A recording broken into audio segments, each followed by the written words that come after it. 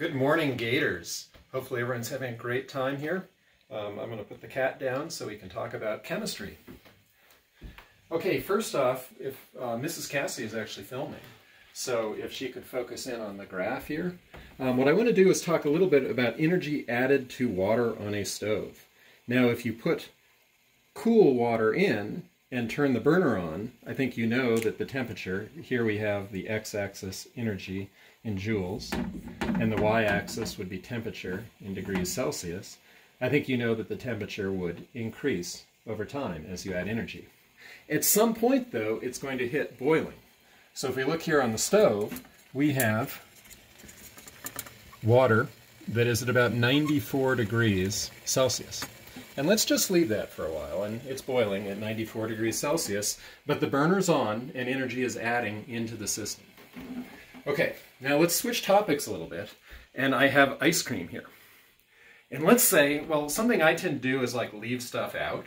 So what would happen if I left a pint of ice cream, which is 473 grams, if I left a pint of ice cream out on the counter, how much energy would it take to melt that ice cream? Well, we have some math here. Now let's assume that 473 grams, let's assume that it's water. How much energy would it take to melt? So this we can do through dA.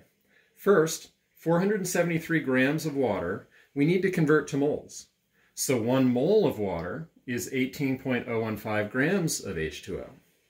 Now the heat of fusion of water, which is the amount of energy it takes to take ice and melt it to water, is 6.010 kilojoules for every mole. So therefore, if we multiply 6.01 kilojoules per mole, you'll see that moles of water cancels, grams of water cancel, and we end up with 158 kilojoules would be the amount of energy it would take to melt that, in this case, water. Now, we could convert that to joules. So 158 kilojoules, there's 1,000 joules per 1 kilojoule, which leads to 158,000 joules. Now, let's say, though, you wanted to make ice cream tea out of your water. So what you could do, here we have to use a different equation. Because let's say you want to make your tea at 75.2 degrees Celsius. And we're starting at 0 degrees Celsius. So how much energy would be required to heat the water, or ice cream, or whatever, but let's assume water. Remember, Q equals mc delta T. M is 473 grams. Delta T is 75.2 degrees. So 75.2 minus 0. So 473 grams times the specific heat of water, 4.184 joules per gram degree Celsius, times 75.2 degrees Celsius equals 149,000 joules. Now you might wonder, how much does the whole process take to melt our ice cream and then turn it into ice cream tea? Well, it would take the addition of these two amounts. So first you had your 158,000 joules, then add that to 147,000 joules, and you get a total of 307,000 joules. Now finally, I wanted to show something here on the stove.